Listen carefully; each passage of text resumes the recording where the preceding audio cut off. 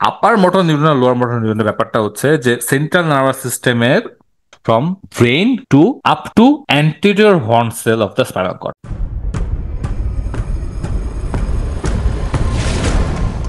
এইটুকু অংশটুকু আমরা বলি হচ্ছে আপার মোটর নিউরন বলি, কি from brain to up to anterior horn cells of the spinal cord. Spinal কর্ডের যে অ্যান্টেরিয়র হর্ন সেল গুলো থাকে সেটা পর্যন্ত, সেটা ইনক্লুডেড না, দেখেন নট ইনক্লুডিং লিখে রাখছি আমি, up to anterior horn cell not including spinal cord. তাহলে স্পাইনাল কর্ডের অ্যান্টেরিয়র যে হর্ন সেল আছে তারা কি upper motor neuron, lower motor neuron? তারা কিন্তু লোয়ার মোটর নিউরন। স্পাইনাল কর্ডের anterior horn cell lower motor neuron. বাকি এটার উপর পর্যন্ত যতগুলো ব্রেইনের প্যারেনকিমা বলেন, ব্রেইনের যে সেলগুলো বলেন, ব্রেইনের ভিতরে যে ট্র্যাক্ট গুলো আছে, সেই ট্র্যাক্ট গুলো আপার অ্যান্টেরিয়র হর্ন সেল পর্যন্ত আসার আগ পর্যন্ত হচ্ছে আপার মোটর নিউরন। এদের কাজ কি? এদের কাজ হচ্ছে both inhibitory excitatory influence on the function of the lower motor neuron. তাহলে এরা কি করে? লোয়ার মোটর নিউরনের ফাংশনকে ইনহিবিশন করে রাখতে বেশি পছন্দ করে। আপনি মাথায় রাখবেন যে আপার মোটর নিউরনের কাজ হচ্ছে লোয়ার মোটর নিউরনের কাজকে ইনহিবিট করা। লোয়ার মোটর, আপার মোটর সে হচ্ছে রাজা। রাজা কি করবে? তার যে প্রজারা আছে, তাদের সৈন্যরা আছে, তাকে কন্ট্রোলে রাখবে। সৈন্যরা দেখা যাবে যে সবসময় চিন্তা করবে যে কিভাবে বড়লোক হতে পারে, কিভাবে লুটপাট করতে পারে, এই জিনিসগুলো রাজা, সৈন্যরা চিন্তা করতে পারে। কিন্তু রাজা কি করবে? রাজা তাকে কন্ট্রোলে রাখবে। পুলিশ যেরকম কন্ট্রোলে রাখা কাজে ক্রিমিনালদেরকে, যে তোরা ক্রিমিনালটা তোরা বেশি লাফালাফি করবি না, তোরা চুরি ডাকাতি করবি না। তাহলে পুলিশ হচ্ছে আপার মোটর নিউরন, তারা ইনহিবিট করে কাদেরকে? লোয়ার মোটর নিউরন, মানে ক্রিমিনালদেরকে ইনহিবিট করে। তাহলে আপার মোটর নিউরন এবং লোয়ার মোটর পার্থক্য আপনি জাস্ট এতটুকু এই কথাটা মাথায় রাখলে বুঝতে পারবেন। আমি আপনাকে একটু পরে বোঝাচ্ছি। লোয়ার মোটর নিউরনটা কোথায় কতটুকু সেটা মাথায় রাখেন, যে লোয়ার মোটর নিউরন হচ্ছে from anterior horn cells, from anterior horn cells to below. Anterior horn cells থেকে তারপরে যে যত পেরিফেরাল নার্ভ আছে সকল পেরিফেরাল নার্ভ হচ্ছে আপনার লোয়ার মোটর নিউরন। এখানে আরেকটা জিনিস মাথায় রাখবে, সেটা হচ্ছে ক্রেনিয়াল নার্ভ নিউক্লিয়াই। ক্রেনিয়াল নার্ভের ভিতরে আমাদের সিএনএস এর ভিতরে ক্রেনিয়াল নার্ভের কিছু নিউক্লিয়াস আছে ব্রেনে। এই যে নিউক্লিয়াসের যে কালেকশন গুলো, সেগুলো কিন্তু লোয়ার মোটর নিউরন। ঠিক আছে? ক্রেনিয়াল নার্ভ কালেকশন গুলো কিন্তু লোয়ার মোটর নিউরন। সেখান থেকে দেখেন, এখানে আমরা বলি যে বালবার পলসি বা সিউডো বালবার পলসি। তাহলে বালবার পলসিতে বাল্ব গুলো মানে কি বলেন তো? বাল্ব গুলো মানে কিন্তু নিউক্লিয়াস, সাধারণত মেডুলা বা নিউক্লিয়াস।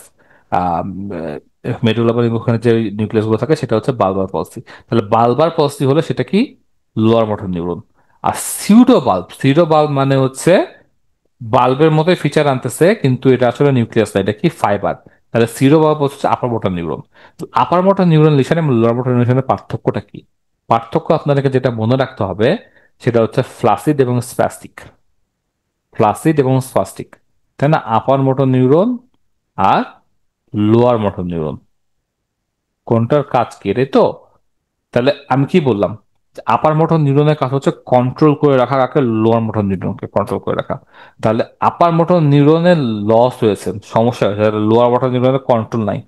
লোয়ার মোটর নিউরন যা ইচ্ছা তাই করা শুরু করবে। যা ইচ্ছা তাই করলে কি হবে? যা ইচ্ছা তাই করলে সে মাসেলটাকে কন্ট্রাক্ট করবে। মাসেলটা কি করবে?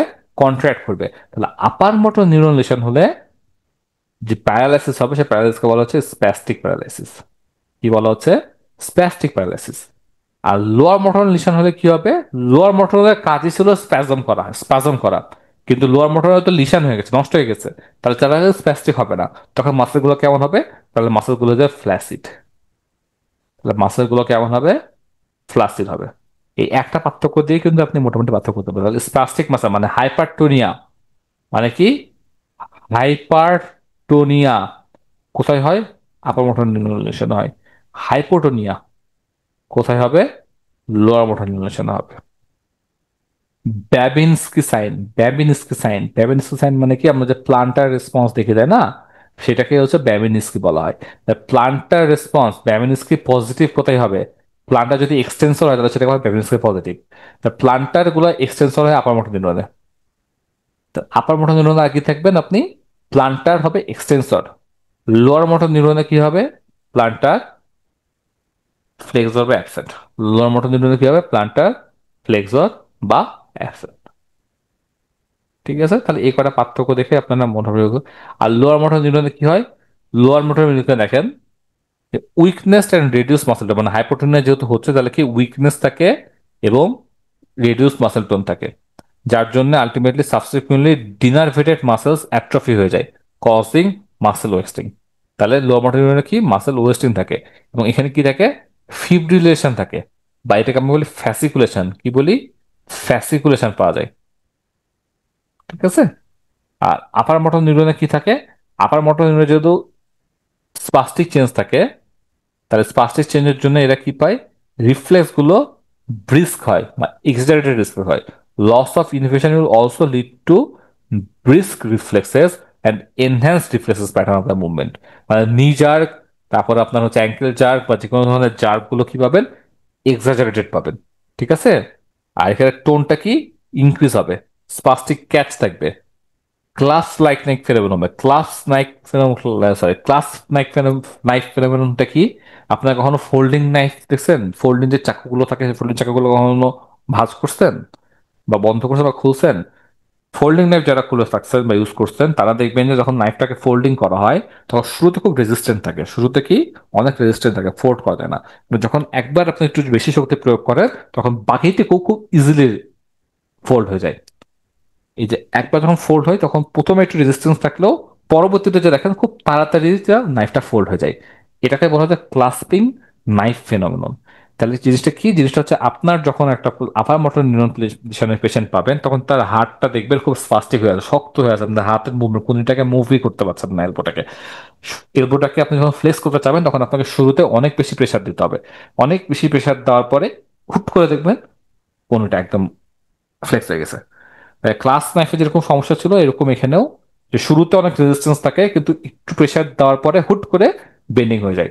এটাই হচ্ছে ক্লাস লাইক ফেনোমেনন পাওয়া যায় আপার মোটর নিউরনের। আর এখানে কি হয়, এক্সটেন্সর থাকে, প্লান্টার হচ্ছে এক্সটেন্সর থাকে। এখানে আরেকটা জিনিস পাওয়া যায় সেটা হচ্ছে ক্লোনাস।